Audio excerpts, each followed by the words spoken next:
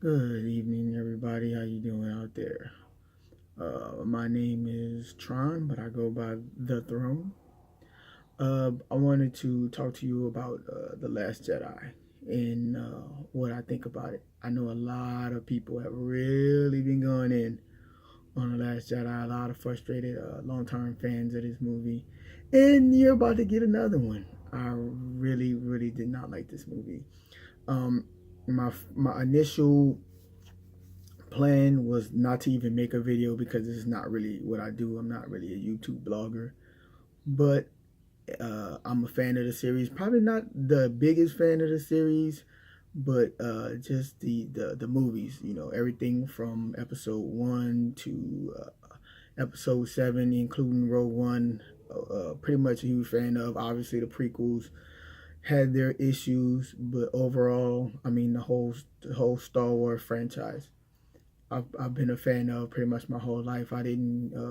I'm a little bit younger to view A New Hope and Empire Strike Back in the theaters, but I've always grown up with Star Wars, like a lot of you out there, and it's always been a part of my life. You know, always been into sci-fi. Picked it up from my father, and so it's always been a part of my life, and it feels like I don't want to go as far as says my childhood has been destroyed or anything like that. I think that's far. I don't know if I would place my childhood in the hands of Ryan Johnson, uh, but all in all, like a lot of people out there, especially the ones that are really frustrated with this movie, I I am a little bit upset with the end results. So my intentions weren't necessarily to do another review. There's plenty of that. There's plenty of rants.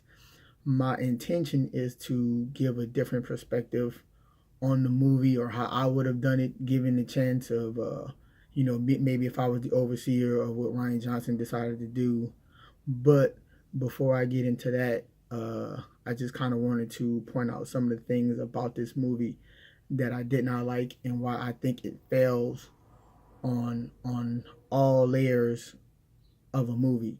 It fails as a Star Wars movie. I think it fails as a second episode of a trilogy, and then I think as its own individual movie, I think there's so many things wrong with it that I think it fails. And so I kind of compiled a little list of all the things that I felt like that failed us. And so the first thing I would say is, as a Star Wars movie, like the entire lore.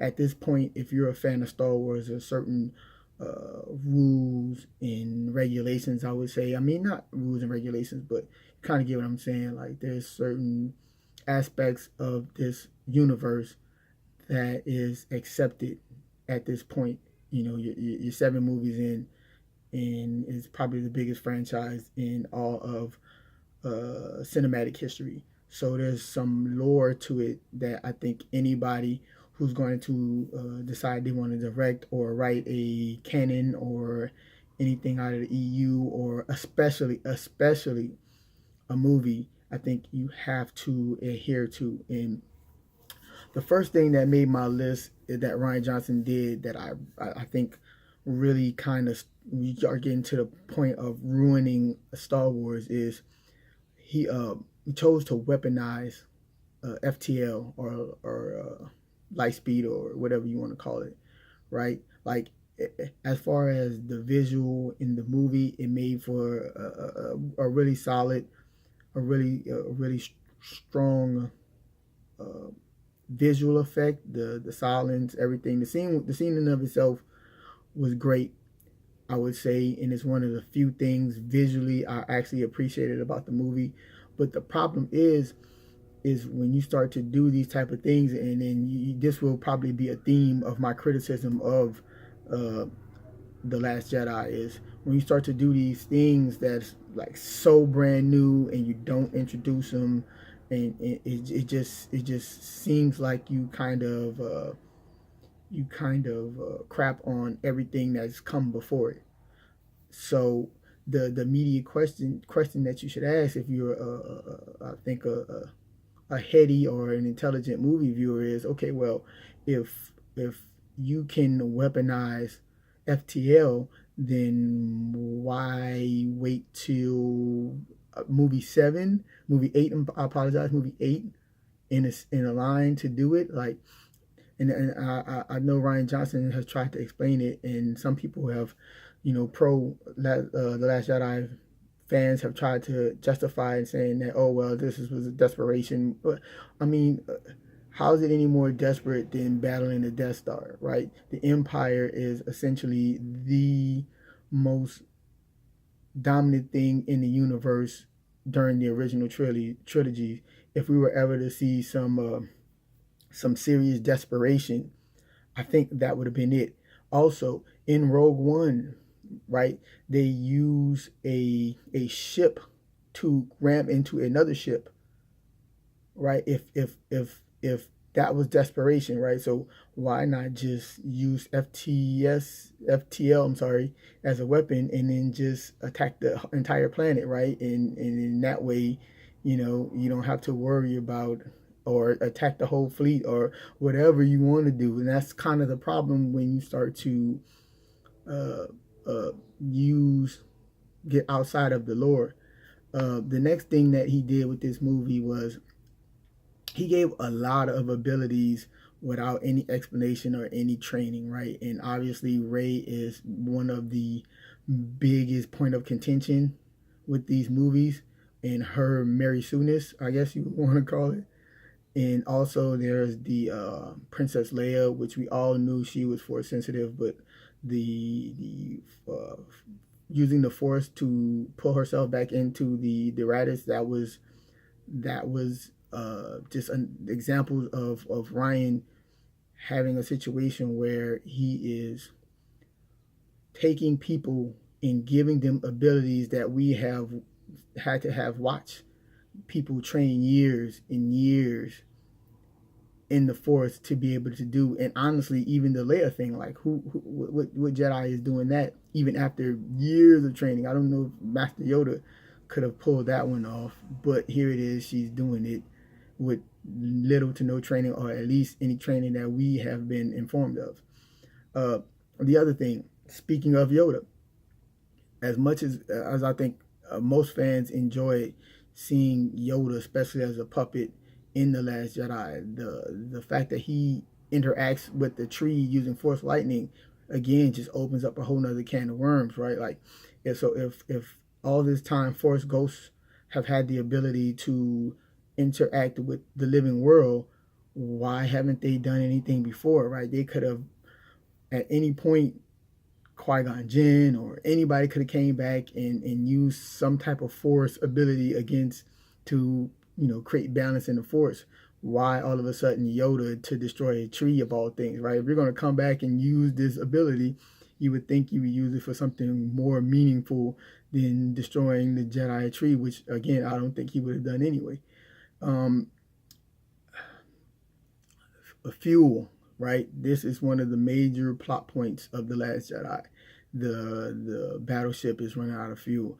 I can't recall one Star Wars movie where, especially one of these large battleships, are fuel deficient at any point. I don't recall that ever being a plot point ever, or even a talking point in any of these movies. You would think at this point in that level of technology, fuel would not be an issue, where the amount of FTL jumps they can make are limited. It just felt forced to give the movie a plot that he wanted to take it, and it just didn't work, in my opinion.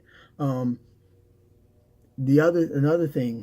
point, they try to explain Rey's power, and I'll get into a little bit of more Rey later on in some of my critiques in this video, but the excuse for making Rey so powerful is that since Kylo is so powerful in the Force, therefore the Force has counterbalanced and made Rey powerful, despite the fact that she hasn't put any training into the Force. She's been gifted these powers simply because Kylo Ren has trained so hard in the Force, and that's just not what we've been told or how the Force works in other any other movie, and it just is, again, it feels weird and it feels forced, and it's just like bad logic in order to justify, you know, plot holes, and it just doesn't feel authentic. Uh, Lastly, I would say with the lore, and this one's probably the one that probably angers people the most, and that was Luke Skywalker's character, right? So, and this one's been touched on a lot. I don't even know if I need to go here, but uh, it's already been said how Luke was willing to sacrifice himself to save Vader. He felt just a little bit of good in Vader, and that was all he needed to go and meet Vader on the Death Star and try to bring back his character, try to essentially rescue Anakin from Vader. And in this movie, we're taught that the very instance that he gets uh, a sense that Ben Solo is like being taken by the dark side, that he's like ready to kill him, which it kind of just makes no sense. Like, so why would he go into the Ben's hut if he didn't have a sense that something wasn't right? And then the idea that just sensing this, he was so panicked that he would ignite his lightsaber even for a split second is just totally out of character of Luke. The fact that he would not only do that action, right? He doubled down. Rian Johnson actually doubled down on the cowardry of Luke, right? So not only does his actions essentially force Ben Solo to become Kylo Ren, he runs instead of facing his actions that led to this essentially the birth of Kylo Ren. He runs from that, and I think that's totally a character flaw that he just put in Luke, and it's just totally inconsistent with the Luke Skywalker that anybody who's a fan of this series would recognize. I think that is my list of things that just kills the lore, not just the movie itself, not just the fact that it is part two of a trilogy. Now, here's the things that makes it this feels so disjointed from The Force Awakens, the movie that takes place in right before it. So obviously, while The Force Awakens doesn't specifically say that Luke left the map, in a lot of ways it suggests that he does leave the map. I mean, it leaves you no other choice of how a map leading to Luke is found, and they know exactly his whereabouts, right?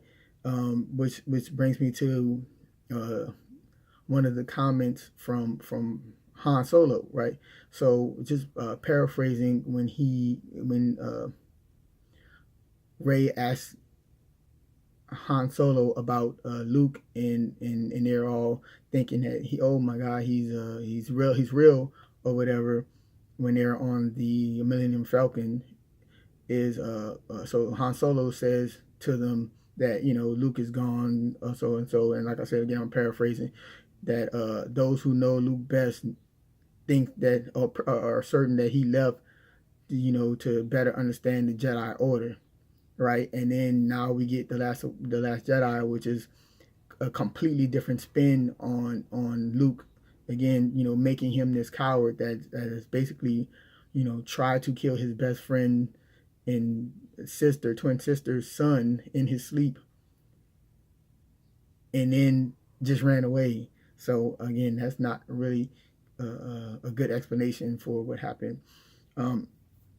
The Force Awakens kind of sells you that Snoke is this significant, powerful creature, and even the Last Jedi, some of the things that Snoke does in the Last Jedi shows that he could quite possibly be the most powerful Force user that the series has ever seen. but his character is totally irrelevant in this movie. I mean, obviously, spoiler alerts. I guess I should have said that, but he dies in this film, and even that isn't the issue. It's the way he dies, and even that, like, he dies without ever giving any explanation of where he comes from or who he is, or that leaves you hollow and anticlimactic. And now, even if they try to go into detail about Snoke in the next feature film, it's just kind of like, I think most people just kind of like, like, how, why should I care about this guy if the film didn't care about him? So, um, Rey's parentage. Uh, I wasn't so much disappointed with the her being not being related to anybody special and all the fan theories or whatever. But unfortunately, the way the Force Awakens uh, films is, it gives you the belief that there's some type of connection between Rey and Luke, right? I mean, the lightsaber calls out to her. Uh, this is before she even realizes that she has a force ability. So you could say her connection to the lightsaber is her first uh, sign of force sensitivity. So you would think that there's some type of connection between her and the lightsaber at the very least, or some type of connection between her and Luke. But in The Last Jedi, that's not explored. It's just she's nobody. And it just felt really anticlimactic, and it just, again, felt disjointed from the movie that I seen 2 years ago. So uh, the relationship between the First Order and the Resistance, right? So in the Force Awakens, these two things almost seem to be parallel. It's almost a fair fight between the two of them. If anything, the majority of the victories come from the Resistance, right? The only major victory the First Order has is destroying the Republic, and the Resistance and the Republic really aren't one and the same. So the Resistance is really the only one in that movie that gains significant victories over the other. Yet at the very start of the Last Jedi, you're led to believe that somehow the First Order has the upper hand significantly over the Resistance. And what that does is, unfortunately, it creates pretty much the same feeling that you get from the original trilogies, where it's the empire versus the big bad empire versus this little small tiny resistance, or I'm sorry, rebels. So it's kind of giving you the same feeling that the original trilogy has gotten. And I felt like, even though I love The Force Awakens, I thought that was enough of a rehash, and we didn't need to get it again. So Kylo Ren's training, right? So one of the things that at the end of The Force Awakens, Snoke specifically tells, I believe it's General Hux, to bring Ren to him so he can complete his training, right? But there's no training in The Last Jedi. Kylo Ren doesn't get any training. If there is, it's totally off screen and it's not explained to us. So basically, we are led to believe that wherever Kylo Ren was when he lost to Rey, that is essentially the height of his power, because, at least at that time, because he really doesn't learn anything from Snoke in The Last Jedi, and that seems really off. Um, Ren's recovery, I think that this gets kind of swept over, but in the fight with Rey that he loses, he's badly damaged. I mean, first he's already blasted with Chewie's blaster after he kills Han, and then he's wounded briefly by Finn in the fight, and then he's bested by Rey, who cuts him on his leg, cuts him on his arm, then slashes him across the upper part of his body, and so he's pretty badly damaged. And then there's really nothing of it. I mean, there's some scars in the scene where he's shirtless. You can see some scars, but he recovers, and there's nothing of it. And worse is Finn's recovery. So Finn's critically damaged in his fight with Kylo Ren, and and again, another problem with the movie is we don't know what the time passage from in the Last Jedi, because the movie is so weirdly made. You don't know uh, how much time has taken place from the end of the Force Awakens from the Last Jedi. Obviously, the handing off the baton, the lightsaber of Rey to Luke is in the movie, so I don't know how much time has elapsed. And I think that's pretty much kind of the main things that I have a problem with, and how the Last Jedi kind of distanced itself, and you kind of question whether or not Ryan Johnson had even seen the movie, because there's so many things and so many things that if it's not even said, is kind of hinted at in the Force Awakens, that Ryan Johnson just kind of like totally distanced himself from in his movie. Now, here's the problem with the Last Jedi in and of itself. Like, so even if it wasn't a Star Wars movie, I think it would still not have been an enjoyable film. And a part of the reason, and I think number one on my list, would be pace. I think the pacing of the movie pretty much sets this movie up to fail by turning it into this we're running out of fuel, like OJ Simpson car chase. It just it forces everything to happen so quickly, and now you can't get proper resolution. So because there's an 18-hour window, or I believe it's 18 hours or something like that. So now you can't really get a proper training for Rey on Octu. You can't get a proper training for Kylo to advance his training. Finn has to essentially pop up out of nowhere, and it's odd that his the jacket that he got from Poe was what he wears, but it's not damaged. But I thought that was strange. But anyway, the humor. I think this is one of the things that I think is largely talked about as well from other video bloggers, and I wasn't as put off by it. I guess I'm so used to watching Marvel films, but I definitely, and again, I should have led with this. I've only seen this movie once, maybe 6 weeks ago when it first came out. 8 weeks now, I don't know, 7 weeks. So everything that I'm saying is just off of one viewing. But I do realize what a lot of people are saying about the humor, and how it kind of undercuts a lot of the more serious moments in the movie. But I think a lot of things went unexplained, right? Ray in the dark side, right? Like they touched on it, but they never really explained it. How Ray has gotten more powerful. They touch on it, but they don't really explain it. How she got back to the Millennium Falcon after she leaves the Supremacy. Don't really explain too much how that works. Um, how is it that Finn and Rose can leave and then come back? You know what I'm saying? To the Supremacy.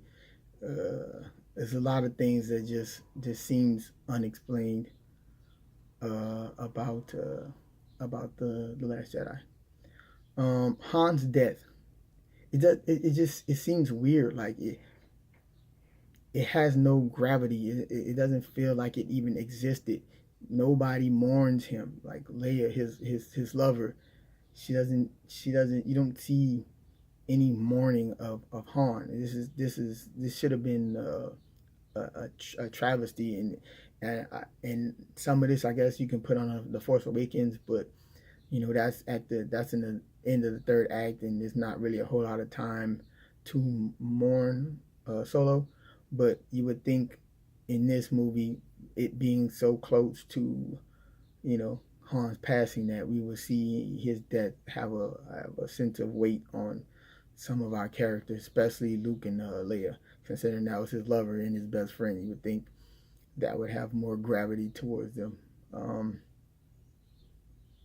Anakin's lightsaber, right? Like, I'm sorry, yeah, Anakin's. I'm sorry, Anakin's lightsaber is destroyed in after the fight with the Praetorian guards, and yet when Luke astral projects himself all the way to Crate, he decides to astral project himself with the blue lightsaber, and Kylo Ren, who's obviously obsessed with this weapon, doesn't recognize that something's probably not right about that.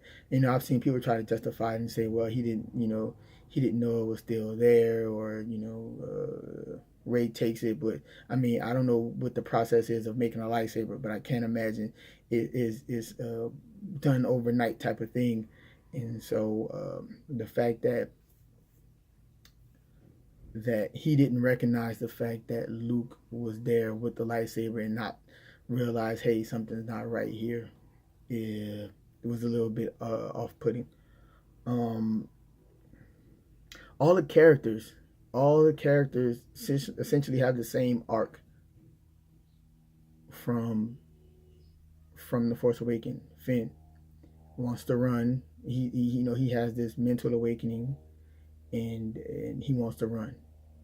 In the Last Jedi, he has a physical awakening and he wants to run. The Force Awakened Rey is naive and unexpectedly strong in the Force. In the Last Jedi, she's kind of like naive and inexplicably strong in the Force.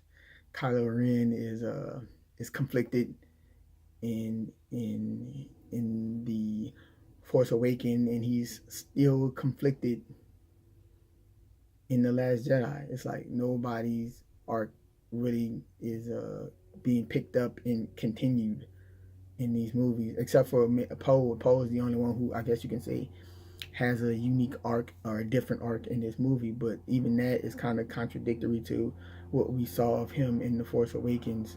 They turned him into this arrogant kind of rogue soldier, when there's like absolutely no hint of that in The Force Awakens, right? So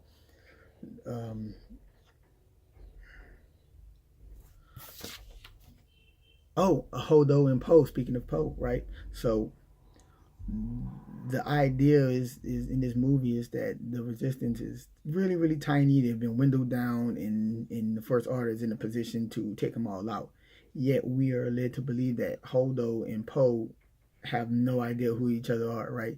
And it might seem mediocre, but when you think about it, it kind of matters to the plot, because part of the reason why Holdo won't tell Poe the plan is because she doesn't know him, and she's kind of already stereotyped him as a this fly boy, this reckless person or whatever, right? You would think, being that high up in the chain of command, they would have met each other at least once or twice. I don't know.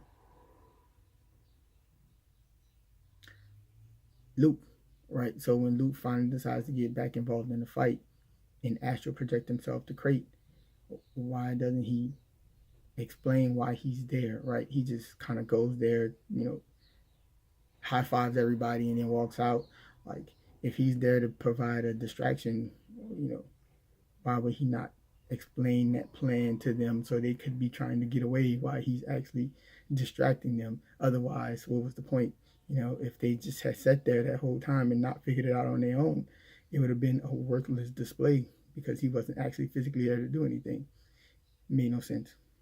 Also, the last thing, and this one personal things that kind of frustrated me, and I can go on and on with things with this movie, but the DJ character, right? So we're led to believe that he's just sitting in prison that whole time, but he had this ability to just walk out and still playing whenever he wanted to.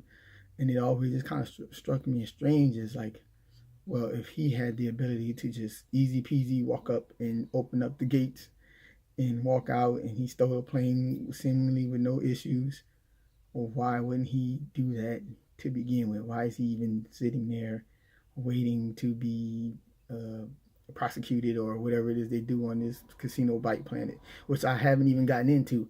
I mean, I think enough people have gotten into the casino bite planet or whatever, so I don't even think there's a need for me to get into that. But again, as I was saying, that's just my list of things that I felt like I had to kind of segue into what I really want to do next. My next video is start to try to explain step by step how I would do the Last Jedi differently, and in a lot of ways still try to accomplish what Rian Johnson ended up doing. I'm sure all the decisions that he made weren't his own. I'm sure Kathleen Kennedy had some pull on what it on how the plot and the script actually went. But I think many of the things that he tried to accomplish that got accomplished still could have gotten accomplished, and could have made a movie way more entertaining, way more logical, not many as without as many plot holes.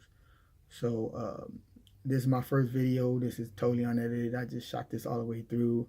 I hope I piqued in some of you guys' interest. So if you want to see exactly what I would have done differently with the movie, hopefully I'll try to do the video in the next couple of days.